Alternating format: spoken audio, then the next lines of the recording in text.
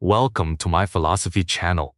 Have you ever wondered how an entire nation, renowned for its deep philosophical heritage and advanced scientific intellect, can willingly surrender its rationality and march deliberately into the abyss of total annihilation? We often seek comfort in the simplistic narrative that singular, demonic figures mystically brainwash innocent populations into committing unthinkable atrocities. But what if the reality is far more terrifying, revealing that war is not an accident, but the inevitable mathematical output of a broken socio-economic system? We constantly comfort ourselves with the illusion that human civilization is anchored in unshakable rationality and free will. Yet history demonstrates that rationality is merely a fragile veneer resting upon a highly volatile foundation of economic stability and biological security. When a society faces unrelenting economic devastation and the collapse of foundational trust, the human mind ceases to process reality through logic. Instead, it reverts to primal fear, seeking absolute order, unquestionable authority, and a convenient scapegoat to bear the burden of its tremendous suffering. Today, we are going to dissect the hidden architecture of global conflict and the sociological disintegration of humanity under extreme pressure. We will analyze how the unjust mechanisms of international treaties manufacture generational hatred, how economic hyperinflation obliterates the moral compass of the middle class, and how a nation transforms itself into a cold, calculating war machine. We will explore the terrifying mental collapse of the individuals who wield absolute power, proving that the human brain is fundamentally incapable of processing the weight of millions of lives. This is not merely a retrospective on a century-old global conflict. It is a deep philosophical autopsy of how societies fracture under systemic stress. It is a stark warning about the fragility of human rationality when confronted with poverty, humiliation, and the relentless grind of an industrialized meat grinder. Let us strip away the textbooks and examine the raw, unfiltered truth of how the machinery of war consumes the soul of both the victor and the vanquished. Chapter 1: The Architecture of Humiliation and the Genesis of Wrath. To understand the emergence of absolute tyranny and the ignition of global warfare, we must first examine the fertile soil of societal collapse. The structural starting point was not a battlefield, but a diplomatic table in 1919. The Treaty of Versailles was not a peace agreement. It was a calculated blueprint for infinite retribution. It was designed to ensure that a defeated nation would remain in a state of perpetual subjugation, stripped of its dignity, its resources, and its very capacity to function as a sovereign entity. The punishing conditions imposed upon a population already exhausted by years of trench warfare were mathematically impossible to fulfill. The defeated nation was saddled with an incomprehensible debt of 132 billion gold marks. To grasp the absurdity of this number, it equated to 47,000 tons of gold. At that time, the entire human race throughout all of recorded history had only excavated 39,000 tons of gold. This was not a demand for restitution. It was a demand for generational enslavement. Every single citizen, including the unborn children, was instantly burdened with a debt they could never repay in a dozen lifetimes. Furthermore, the nation was stripped of 13% of its core territories and 10% of its population. Crucial industrial zones, which produced 70% of its steel, were torn away and given to neighboring states. The military, once the pride of the nation, was forcefully decimated to a mere 100,000 personnel, stripped of heavy artillery, submarines, and air power. This profound external humiliation created a deep, toxic reservoir of resentment within the national psyche. You can dismantle a nation's borders and confiscate its wealth on paper, but you cannot erase the burning humiliation forged in the hearts of its people. Humiliation is a dangerous psychological element. It festers in the dark corners of society, slowly mutating into a desire for vengeance. When a population believes they have nothing left to lose, they become dangerously susceptible to the allure of extreme ideologies. Chapter Summary: The deliberate economic and psychological castration of a defeated nation merely prepares the soil for the deepest roots of extremism and future conflict to flourish. Chapter 2: The economic abyss and the death of rationality. While the geopolitical humiliation set the stage, the true catalyst for radicalization was the internal economic disintegration that followed. The debt structure enforced by foreign powers created an infinite loop of extraction. American bankers loaned vast sums to the defeated nation, which used those funds to pay reparations to European victors, who in turn used that money to repay their own war debts to America. The entire global financial system operated as a colossal parasite, endlessly siphoning wealth from the labors of exhausted workers. The tipping point occurred in 1923 during the Ruhr crisis. When the defeated nation failed to deliver a shipment of coal, foreign armies immediately occupied its industrial heartland. The government, powerless to fight back militarily, encouraged a general strike and chose to fund the striking workers by activating the printing presses. This action opened the Pandora's box of hyperinflation.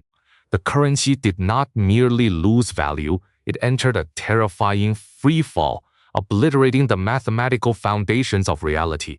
Prices did not rise daily. They exploded by the hour. Workers demanded to be paid twice a day so they could sprint to the bakeries before their wages became utterly worthless. A simple loaf of bread, which cost less than 1 mark a few years prior, skyrocketed to an inconceivable 200 billion marks. Citizens literally used stacks of currency to fuel their fireplaces because burning the paper was cheaper than purchasing firewood. The economic system became a surreal, devastating joke played upon the innocent. This hyperinflation destroyed far more than just material wealth. It annihilated the psychological fabric of the middle class. Lifetimes of prudent savings, diligent labor, and responsible planning were erased in a matter of days. The fundamental social contract, the belief that hard work guarantees security, was utterly severed. When a rational system no longer rewards rational behavior, the populace plunges into existential despair.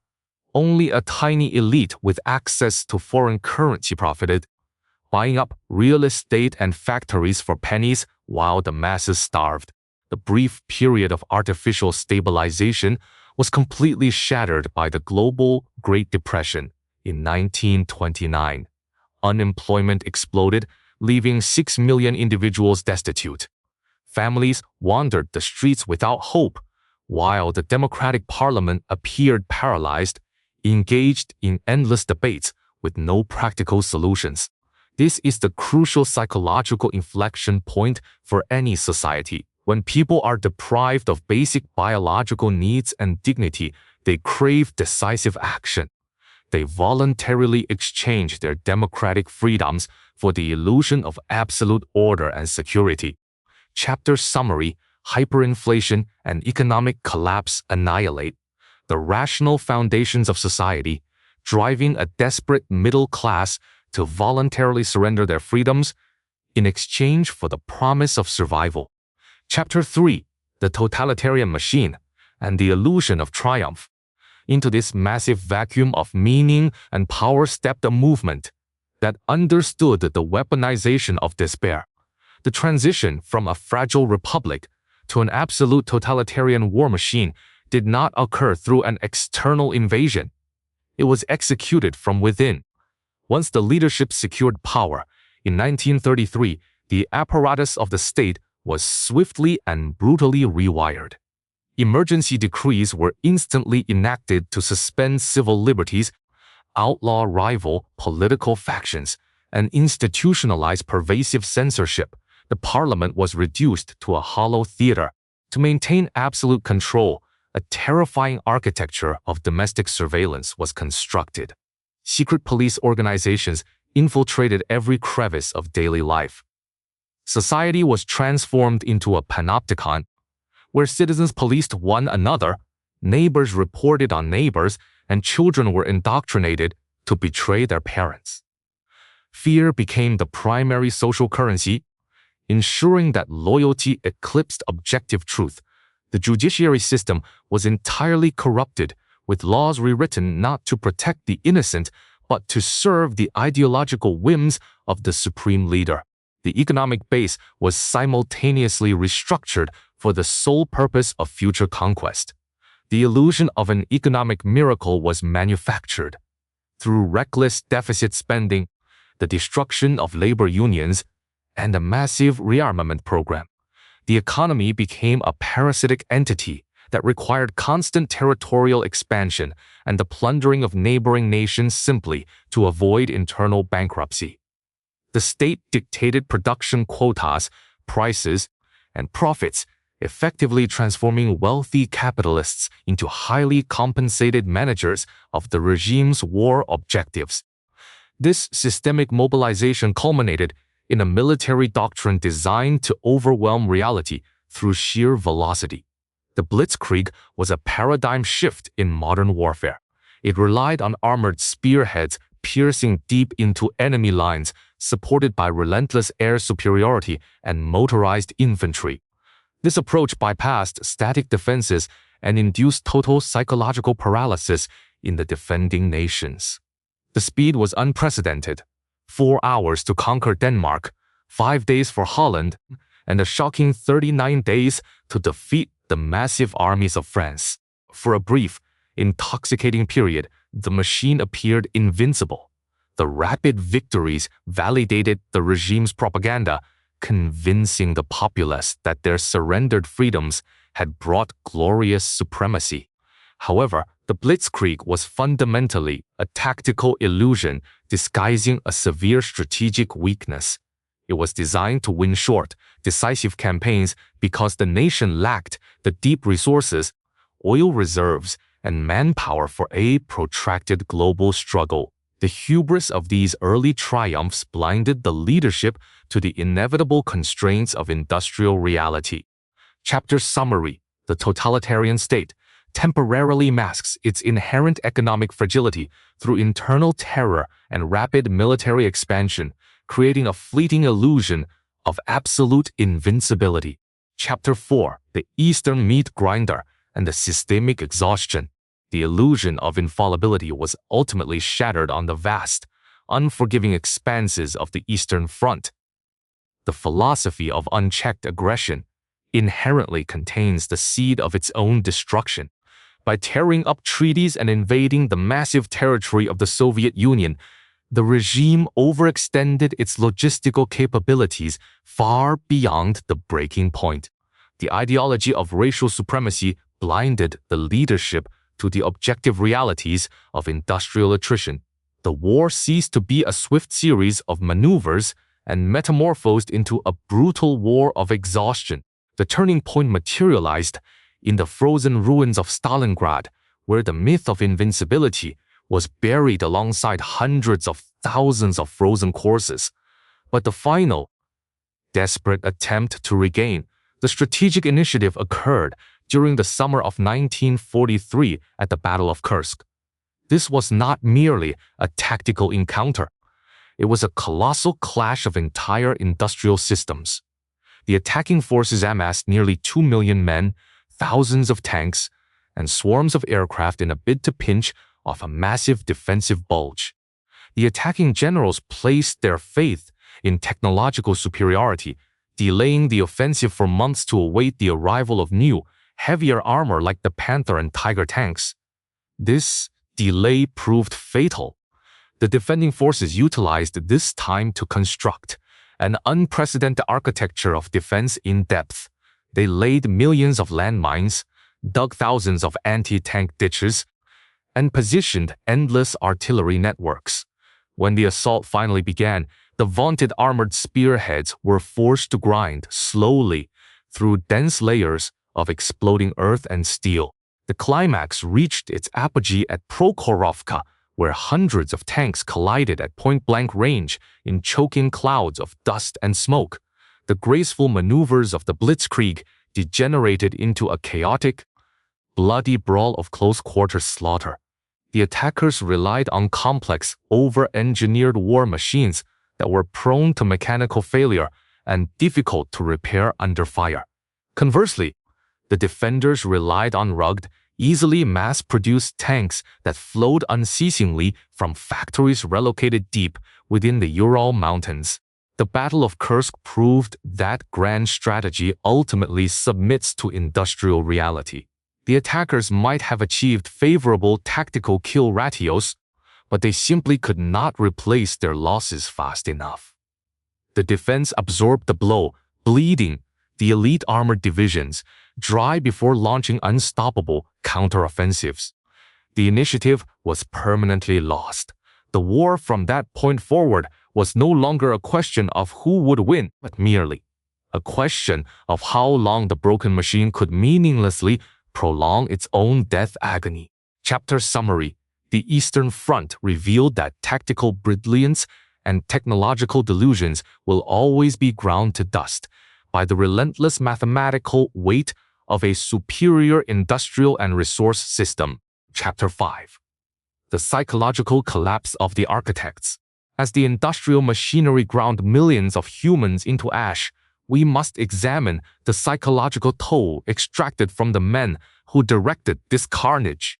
History often depicts military commanders as emotionless demigods formulated from pure steel and strategic brilliance. The reality is fundamentally different. The human brain was never biologically designed to process the responsibility of millions of lives and deaths. The pressure cooker of absolute war systematically fractures the psyche of even the most resilient leaders, driving them toward breakdown, dependency, and delusion. Consider the supreme commander of the Allied forces preparing for the massive amphibious invasion of Normandy. Facing the real possibility that unpredictable weather could condemn hundreds of thousands of men to drown, he retreated into solitude, consuming 4 packs of cigarettes a day and drinking endless pots of black coffee. The stress induced severe high blood pressure and chronic tinnitus.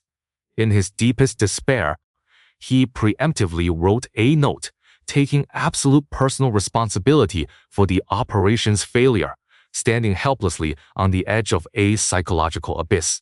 Another famous American general, known for his ruthless aggression and ivory-handled revolvers, projecting an image of pure bravado, was secretly plagued by severe neurotic anxiety. Terrified of death and failure, he relied extensively on esoteric beliefs, convincing himself he was the reincarnation of ancient Roman commanders merely to function under fire. Despite his coarse exterior, he frequently broke down into hysterical sobbing fits within the privacy of his quarters when confronted with the horrific casualties suffered by his men. The armor of command was exceedingly thin. On the Eastern Front, the pressures were even more catastrophic. During the darkest hours, when enemy forces approached the capital, the iron-willed Soviet leader fell into a deep clinical depression, isolating himself completely as his armies vaporized. When he finally emerged, the sustained anxiety manifested in violent outbursts of rage, chain-smoking, and cruel psychological games played upon his subordinates. His top commander survived the relentless crisis only by functioning on 2 hours of sleep a night, sustained solely by enormous quantities of vodka and bitter tea. But the most terrifying descent into madness occurred within the subterranean bunker of the fascist dictator. As reality closed in, his psychological architecture disintegrated utterly. He became heavily dependent on a quack physician who injected him daily with a lethal cocktail of amphetamines, cocaine, and animal hormones. Suffering from severe Parkinson's disease, his mind divorced itself from objective reality. He spent his final days shouting orders to non-existent armies on frayed maps, a hallucinating drug addict dragging a continent into the fires of his own insanity. Chapter summary: the immense responsibility of modern warfare systematically crushes the biological limits of the human psyche, driving strategic decision-makers into isolation, chemical dependency, and complete delusion. Chapter 6: the inevitable implosion of the hubris machine. The descent of the leadership directly mirrored the disintegration of the system itself. A totalitarian structure is inherently incapable of sustaining a long-term equilibrium because it systematically eradicates the very mechanisms required for self-correction. When dissent is punished by death and loyalty is valued above competence, the flow of accurate information completely stops. The lower ranks falsify reports to appease their superiors, and the supreme leader becomes trapped in a fabricated echo chamber consisting entirely of sycophantic lies and unfounded optimism. As the war turned against them, the regime responded not with strategic withdrawal, but with escalating fanaticism. Entire cities were reduced to rubble under relentless aerial bombardment, yet the propaganda ministry continued to broadcast delusional promises of imminent miracle weapons that would annihilate the enemies. The civilian population, starved, terrified, and homeless, was forcefully conscripted into hopeless defensive militias. Children were handed anti-tank weapons and ordered to face advancing armored columns, sacrificed merely to buy the doomed leadership a few extra hours of existence. The system devoured its own children to prolong its illusion of control. The massive bureaucracy dedicated to racial purity and extermination continued its horrific operations unabated, diverting crucial trains and resources away from the collapsing front lines simply to fulfill its genocidal ideology. The machine had become entirely detached from the logic of survival. It was no longer functioning as a state seeking political objectives. It was operating as a suicidal cult, dragging millions down into a premeditated apocalyptic inferno formulated by a broken mind. In the final days, the apparatus of terror turned its viciousness inward. Roving tribunals executed deserters and civilians who dared to raise white flags, decorating the ruined streets with the hanging corpses of their own citizens. The absolute power that was once cheered by the masses during times of rapid conquest had mutated into a rabid beast tearing at its own flesh.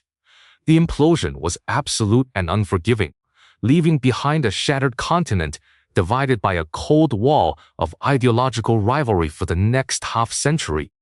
The hubris machine fails because it mistakes brutality for strength. It operates on the arrogant assumption that the human will alone can overcome the rigid laws of physics, economics, and logistics. But mountains of ideology cannot produce a single drop of oil, and millions of fanatical salutes cannot halt a mechanized advance. The system collapses not because of a singular tactical error, but because its entire foundational architecture was built upon the shifting sands of coercion, illusion, and infinite cruelty. Chapter summary: a totalitarian system inherently destroys its own information feedback loops, ensuring that when faced with inevitable defeat, it chooses suicidal escalation over rational surrender. Chapter 7: philosophical reflections and modern echoes. We have navigated the darkest labyrinths of 20th century warfare, tracing the evolution of a conflict born from humiliation and concluded in ash. But we must now elevate our perspective and confront the deep philosophical implications of this tragedy. What exactly is the nature of war? Is it a manifestation of inherent human evil, a dark biological imperative waiting to be unleashed? Or is war fundamentally a structural phenomenon, a cold macroeconomic equation where the individual is merely a replaceable variable in the struggle for resources and hegemony? When we analyze the ordinary citizens who marched into the meat grinder, we are forced to question the concept of free will. How many individuals genuinely desired to burn down neighboring countries and how many were simply swept up by the relentless current of the system when a nation controls the educational institutions, the media broadcasts, and the very supply of food. It can easily reprogram the human mind. The individual ego dissolves within the mass herd, trading the burden of independent thought for the comforting intoxication of collective belonging. This history is not a safely contained artifact residing in the past. It is a blaring siren for our present era. We live in a time where global supply chains are fraying, economic anxiety is escalating, and wealth inequality mirrors the disparities of the 1920s. Modern populations experiencing stagnant wages often feel left behind by complex global systems. In this environment of deep insecurity, the soil for extremism remains perilously fertile. The simplistic, binary logic that fueled the tragedies of the past is finding new life today. Our contemporary information ecosystem exacerbates this dynamic. Social media algorithms isolate individuals into digital echo chambers where radical grievances are amplified and nuanced truths are erased. The demagogues of today do not need rallies of torches. They utilize data manipulation and cultivated outrage to harvest political power. When society focuses solely on condemning the historical villains without addressing the systemic failures that produced them, it leaves the door wide open for the cycle of humiliation, fear, and conflict to repeat itself in a different uniform. As we contemplate the ruins of history, we must constantly evaluate the health of our own institutions and the integrity of our own minds. Extremism rarely announces itself as absolute evil. It typically arrives cloaked in the comforting language of national restoration and protective security. The ultimate defense against the resurrection of tyranny is a population empowered with critical thought, unyielding empathy, and a profound refusal to surrender their cognitive freedom to the comforting illusions of authoritarian simplicity. If this deep immersion into the philosophy of war and human nature has brought you clarity, please consider liking this video and subscribing to the channel. Your support enables us to continue peeling back the layers of history to reveal the truths beneath. As we conclude this journey, I leave you with one final, uncompromising question to reflect upon in the comments below. If a severe economic collapse were to occur tomorrow, do you believe our modern society possesses the intellectual resilience to resist the temptation of radical extremism, or are we doomed to echo the darkest chapters of our past?